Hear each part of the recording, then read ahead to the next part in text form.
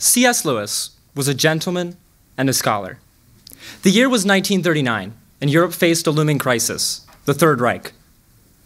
The Third Reich had just taken Poland, but Lewis and a group of his students at Oxford had decided instead to go to the university, chosen it over the front lines of the looming war for Europe's soul.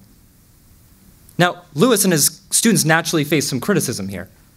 It seemed as if they were just fiddling away while Rome burned. But Lewis, in a 1939 sermon, defended the necessity of Christian scholarship. That is, for the Christian, the pursuit of what is beautiful and what is true leads us to the beautiful, the true. In Lewis's own words, the life of learning, humbly offered up to God, is in its own small way a divinely appointed way to both divine reality and divine beauty. If Lewis's entire academic career was a paper, this could have been the abstract. Lewis here expresses his belief that moderns must study the past to free themselves from the prejudices of the present. Lewis opposes vice, pride at every turn, and he never loses sight of the end goal, the telos of the Christian education, that being Christ.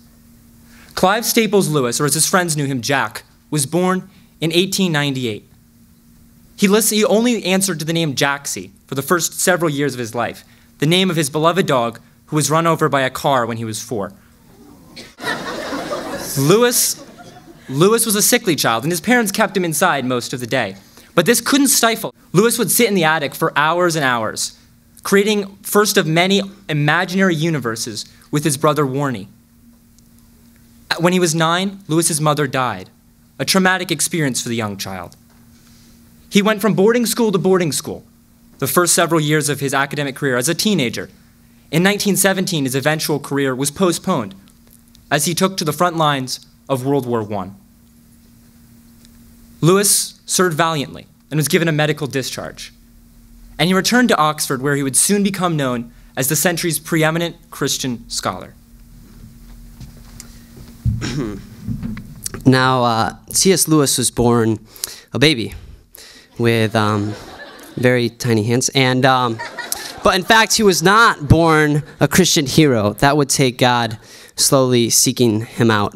He was born into a long line of pious Protestants in Northern Ireland, and his mother's death caused him to contemplate Christianity, but in high school, he ultimately rejected it for rationalism.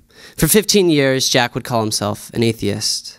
But his position slowly began to waver after his 30th birthday. His close friends, J.R.R. Tolkien and Hugo Dyson, gradually guided Lewis to Christianity. But there are two distinct moments that mark his conversion. In 1929, Lewis boarded a bus in Oxford. Lewis was not looking for God. He was a comfortable agnostic, yet when he got off the bus, he was a theist, not an atheist, but a theist. He believed in God, and Lewis would never be able to explain how this happened. God had simply sought him out. Lewis wouldn't convert to Christianity until 2 years later, and this time it was on the back of a motorcycle while he was riding to the zoo. He writes in Pilgrim's Regress, "When we set out, I did not believe that Jesus Christ is the Son of God. And when we reached the zoo, I did." Lewis went on to be a great apologist and writer. He championed mere Christianity, Christianity that looked beyond denomination to Christ. Lewis graduated from Oxford with honors in 3 different academic disciplines: classics, philosophy, and English literature.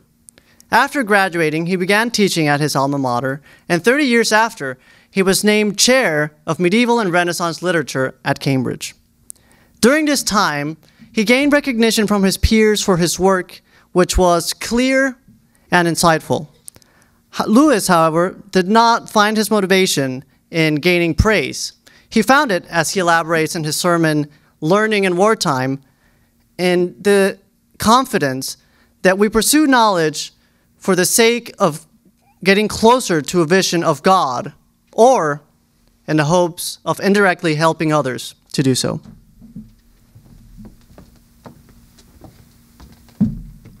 In spite of his academic credentials, we remember Lewis for the way he captivated us as children and teenagers. We've all winced as Edmund sneaks off to warn the White Witch, and grimaced as Aslan's mane is sheared on the stone table. We've all marveled at the intellectual and spiritual poignancy of Lewis throughout the Screwtape Letters. Lewis's fiction is deep, powerful, and unforgettable. If C.S. Lewis had only left us with the Chronicles of Narnia, he would still be remembered to this day. However, he also left us the riveting Space Trilogy, the provocative Screwtape Letters, and the sombering Great Divorce. Like the Apostle Paul, Lewis once rejected Christ. His former atheism and gradual conversion gives his writing on Christianity authenticity and insight. In a way, all of his writings were writings on Christianity, as he explained to a group of Oxford students in 1939. All our merely natural activities will be accepted if they are offered to God, even the humblest. And all of them will be rejected if they are not. The insight of Lewis's work is not merely his own. Lewis shared his works in progress with a group of men known as the Inklings, made up of men such as Tolkien, Barfield, Williams, and Dyson. This group of men met regularly at the Eagle and Child pub on St. Giles Street. The group followed a pattern.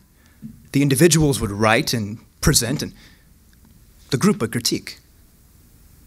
We might mistakenly think that Lewis met with these men for fun after a long day of academics.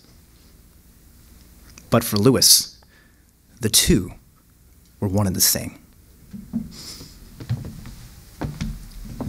C.S. Lewis died on November 22nd, 1963. He left a long legacy of books that would continue to teach and inspire countless people. Austin Ferrer wrote C.S. Lewis's eulogy. He says, "Every human being is a marvel. But I feel led to say about the man we commemorate today that he had more actuality of soul than the common breed of man. He took in more, he felt more, he thought more, he invented more." Lewis, Ferrer also recalls, gave generously. Ferrer states, he gave without stint. Whenever someone wanted it, he gave of the richness of his mind and the effort of his will. He really was a Christian, by which I mean he never felt that he had the right to stop. To whom much is given, much shall be required. C.S. Lewis was given much, and he gave much, generously, without reserve. He teaches us that the pathway to glory is the pathway of servitude. He never sought to exalt himself, but to exalt Christ in the common man. If there is one thing that we can leave for humanity, may it not be the humble articulation of Christian hope.